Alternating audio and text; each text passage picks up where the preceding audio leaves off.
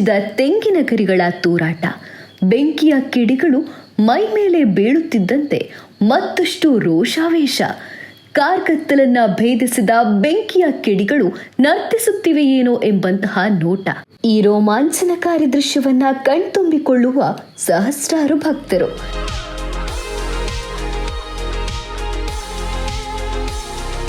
ತುಳುನಾಡು ತನ್ನ ವಿಭಿನ್ನ ಸಂಸ್ಕೃತಿ, ಆಚರಣೆಗಳು ಮತ್ತು ವಿಶಿಷ್ಟ ಸಂಪ್ರದಾಯಗಳಿಗೆ ಹೆಸರುವಾಸಿ. ಇಂತಹದ್ದೇ ಬೇರೆಲ್ಲೂ ಕಾಣಸಿಗದ ವಿಶಿಷ್ಟ ಆಚರಣೆಯೊಂದು ದಕ್ಷಿಣ ಕನ್ನಡ ಜಿಲ್ಲೆಯ ಪುಣ್ಯ ಪಾವನ ಕ್ಷೇತ್ರವಾದ ಕಟೀಲು ಶ್ರೀ ದುರ್ಗಾಪರಮೇಶ್ವರಿ ದೇವಸ್ಥಾನದ ಜಾತ್ರೋತ್ಸವದಲ್ಲಿ ಕಾಣಸಿಗುತ್ತದೆ.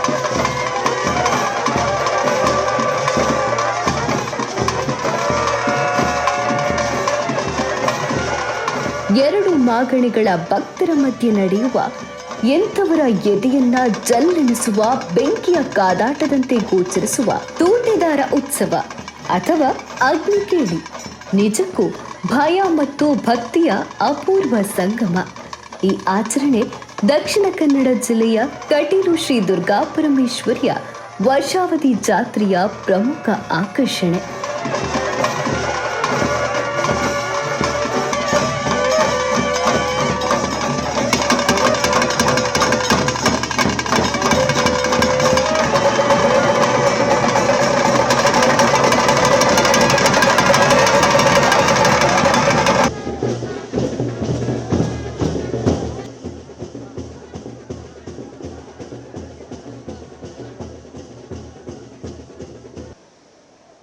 ಕಟೀಲು ಜಾತ್ರೋತ್ಸವದ ಕೊನೆಯ ದಿನದ ಮುಂಜಾನೆ ನಡೆಯುವ ಈ ತೂಟೆದಾರ ಉತ್ಸವ ಒಂದು ರೋಮಾಂಚನಕಾರಿ ಮತ್ತು ಭಕ್ತಿಯ ಪರಾಕಾಷ್ಠೆಯ ಅನುಭವ.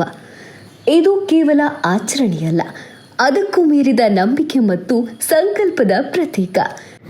ಈ ಉತ್ಸವದಲ್ಲಿ ಭಾಗವಹಿಸುವವರು ತೆಂಗಿನ ಮರದ ಗರಿಗಳಿಂದ ತಯಾರಿಸಿದ ಕೊಳ್ಳಿಗಳನ್ನು ಹಿಡಿದು ನಿಲ್ಲುತ್ತಾರೆ. ನಂತರ ಈ ಕೊಳ್ಳಿಗಳಿಗೆ ಬೆಂಕಿ ಹಚ್ಚಿ ಪರಸ್ಪರ ಎಸೆಯಲು ಪ್ರಾರಂಭಿಸುತ್ತಾರೆ. ಇದು ನೋಡೋದಕ್ಕೆ ಒಂದು ಕಾದಾಟದಂತೆ ಕಂಡ್ರೂ ಕೂಡ ಇದರ ಹಿಂದೆ ಅತೀವ ಭಕ್ತಿ ಮತ್ತು ವಿಶ್ವಾಸ ಅಡಗಿದೆ. ಕಟೀಲು ಮಾಗಣಿಗೆ ಸೇರಿದ ಅತ್ತೂರು ಮತ್ತು ಕೊಡೆತ್ತೂರು ಗ್ರಾಮದ ಜನರು ಮಾತ್ರ ಈ ಅಗ್ನಿಕೇಳಿಯಲ್ಲಿ ಭಾಗವಹಿಸಬೇಕು ಎಂಬ ನಿಯಮವಿದೆ.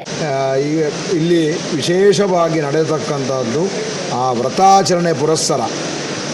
ಅತ್ತೂರು ಮತ್ತು ಕೊಡೆತ್ತೂರು ಎರಡು ಗ್ರಾಮಸ್ಥರು ವ್ರತಾಚರಣೆ 8 ದಿವಸವೂ ಅವರು ವ್ರತಾಚರಣೆಯಲ್ಲಿದ್ದು, ಆ ಕೊನೆಯ ದಿವಸ ಆ ಕಟೀಲಮ್ಮನ ಏನು ನಂದಿನಿ ನದಿಯಲ್ಲೇ ಮಿಂದು ದೇವರ ಸ್ನಾನ ನಂತರ ಅವರೆಲ್ಲ ಮಿಂದು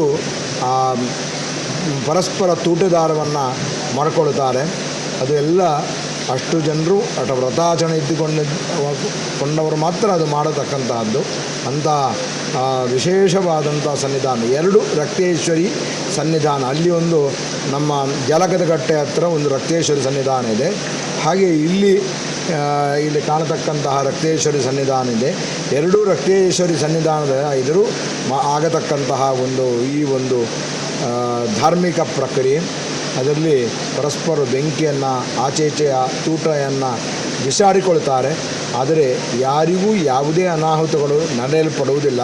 ಬಂದರೂ ಏನು ಅಂತಂದರೆ ದೇವರ ವಿಶೇಷವಾಗಿರತಕ್ಕಂತಹ ಅರ್ಚನೆಯ ಕುಂಕುಮ ಪ್ರಸಾದವನ್ನು ಸಂಜೆ ದೇವರು ಹೊರಡುವಾಗ ಓಕುಳಿ ಅಂತ ಮಾಡ್ತದೆ. ಅದರ ಏನು ಪ್ರಸಾದವನ್ನು ದೊಡ್ಡ ಪಾತ್ರೆಗೆ ಹಾಕ್ತಾರೆ, ಅದರಿಂದ ಮತ್ತೊಂದು ದೊಡ್ಡ ಪಾತ್ರೆಗೆ ಹಾಕ್ತಾರೆ.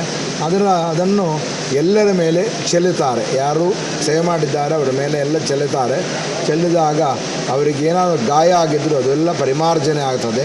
ಅದಕ್ಕಿಂತಲೂ ಹೆಚ್ಚು ಇದರಲ್ಲಿ ಕೋಟ್ಯಾಧಿಪತಿಗಳೂ ಇದರಲ್ಲಿ ಭಾಗವಹಿಸ್ತಾರೆ. ಬರೀ ಸಾಮಾನ್ಯವರ ವ್ಯಕ್ತಿ ಅಲ್ಲ, ಕೋಟ್ಯಾಧಿಪತಿಗಳು ಭಾಗವಹಿಸಿ ಇದರಲ್ಲಿ ತಮ್ಮ ಕೈಂಕರ್ಯವನ್ನು ನೆರವೇರಿಸ್ತಾರೆ. ಇದರಿಂದಾಗಿ ಅವರು ಮಾಡಿದಂತಹ ಪ್ರಕ್ರಿಯೆಯಿಂದ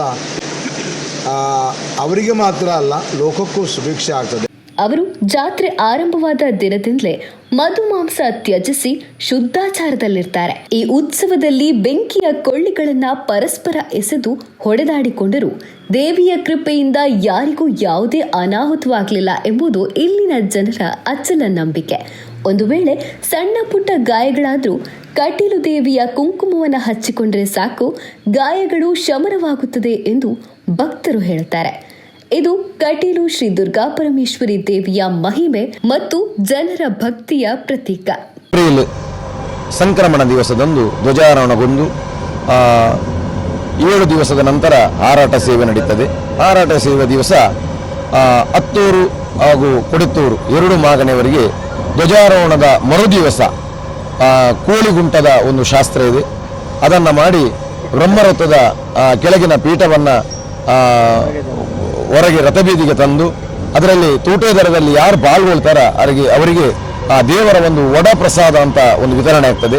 ಆ ಧ್ವಜಾರೋಹಣದಿಂದ ಈ ಅತ್ತೂರು ಕೊಡಿತ್ತೂರು ಮಾಗನೆಯಲ್ಲಿ ಪಾಲ್ಗೊಳ್ಳುವಂತಹ ತೂಟೇದಾರದ ಸೇವಾಕರ್ತರು ವೃತಾಚರಣೆಯಲ್ಲಿ ಇರ್ತಾರೆ. ಮೀನು, ಮಾಂಸ, ಮದ್ಯ ಹಾಗೂ ಇತರ ಯಾವುದೇ ಒಂದು ದುಷ್ಟತೆಗಳಿಂದ ದೂರ ಇದ್ದು ಇದರನ್ನು ನಿಷ್ಠೆಯಿಂದ ಪಾಲ್ಗೊಂಡು ರಥೋತ್ಸವದ ದಿವಸದಂದು ದೇವರು ತಾಂಗಡಿಗೆ ಹೋಗಿ ಅಲ್ಲಿಂದ ವಾಪಸ್ ಬಂದು ಬ್ರಹ್ಮರಥದಲ್ಲಿ ಅವರ ಬ್ರಹ್ಮರಥದ ಸೇವೆಯನ್ನು ಕೈಗೊಂಡು ಅದನಂತರ ಚಂದ್ರಮಂಡಲದಲ್ಲಿ ಜಲಕದ ಗಟ್ಟಿಗೆ ಹೋಗಿ ಜಲಕದ ಗಟ್ಟಿಯಲ್ಲಿ ನೀರಿನಲ್ಲಿ ದೇವರ ಜಲಕವನ್ನು ಪೂರೈಸಿ ಆ ದೇವರು ಜಲಕ ಮಾಡಿದ ನೀರಲ್ಲಿ ಅತ್ತೂರು ಕೊಡಿತ್ತೂರು ಮಾಗನೆಯ ಸಂಬಂಧಪಟ್ಟಂತಹ ತೂಟೇದಾರ ಸೇವಾಕರ್ತರು ಅದರಲ್ಲಿ ಜಲಕವನ್ನು ಮಾಡಿ ಆ ದೇವರ ಎದುರಿನ ಇಲಾಲಲ್ಲಿ ಪ್ರಥಮವಾಗಿ ತೂಟೆಯನ್ನು ಉರಿಸಿ ಅದನ್ನು ಅತ್ತೂರು ಕೊಡಿತ್ತೂರು ಮಾಗನೆಯವರೆಲ್ಲ ಅದನ್ನು ಹಂಚಿಕೊಂಡು ಮರ್ತಕುಮೇರ್ ಎನ್ನಲ್ಲಿ 2 ಪಂಗಡದವರಿಗೆ ಒಂದು ಎಸೆಯುವಂತಹ ಕಾರ್ಯಕ್ರಮ. ಇದು ತೂಟೇದಾರ ಎನ್ನುವಂಥದ್ದು ಇದು ವಿಶೇಷತೆ. ಅಲ್ಲಿ 3 ಸಲ ಎಸೆದು ಅಲ್ಲಿಂದ ಕಟೀಲು ರಥಬೀದಿಗೆ ಬಂದು ಇಲ್ಲಿ ದೇವಿ ಹಿಂದಗಡೆಯಿಂದ ನಿಂತು ಈ ತೂಟೇದಾರನನ್ನು ವೀಕ್ಷಣೆ ಮಾಡ್ತಾ ಇರ್ತಾರೆ. ಕಟೀಲು ಶ್ರೀ ದುರ್ಗಾಪರಮೇಶ್ವರಿಗೆ ಈ ಬೆಂಕಿ ಆಟ ಎಂದರೆ ಬಹುತೇಕ ಅವರಿಗೆ ಪ್ರೀತಿ. ಆದ್ದರಿಂದ ಈ ತೂಟೇದಾರ ಅನ್ನುವಂಥದ್ದು ಕಟೀಲಲ್ಲಿ ಪವಿತ್ರತೆಯನ್ನು ಕಂಡಿದೆ. ಈ ತೂಟೇದಾರದಲ್ಲಿ ಬೆಂಕಿಯ ಆಟದಲ್ಲಿ ಯಾರಿಗಾದರೂ ಅದರಲ್ಲಿ ಸುಟ್ಟ ಗಾಯಗಳಾದಲ್ಲಿ ದೇವರ ಒಳಗೆ ಅಲ್ಲಿ ಓಕುಳಿ ನೀರಂತ ಪ್ರೋಕ್ಷಣೆ ಮಾಡ್ತಾರೆ. ಅದರ ನಂತರ ಆ ದೇವರ ಪ್ರಸಾದವನ್ನು ನೀಡ್ತಾರೆ. ಆ ಪ್ರಸಾದವನ್ನು ಆ ಸುಟ್ಟ ಗಾಯಕ್ಕೆ ಹಚ್ಚಿದ ನಂತರ ಅದರ ಯಾವುದೇ ಮದ್ದು ಮಾಡುವಂಥ ಅವಶ್ಯಕತೆ ಇಲ್ಲ. ಇದು ಪುರಾತನದಿಂದ ಬಂದಂಥ ಇಲ್ಲಿ ಕಟೀಲಿನೊಂದು ಚರಿತ್ರೆ.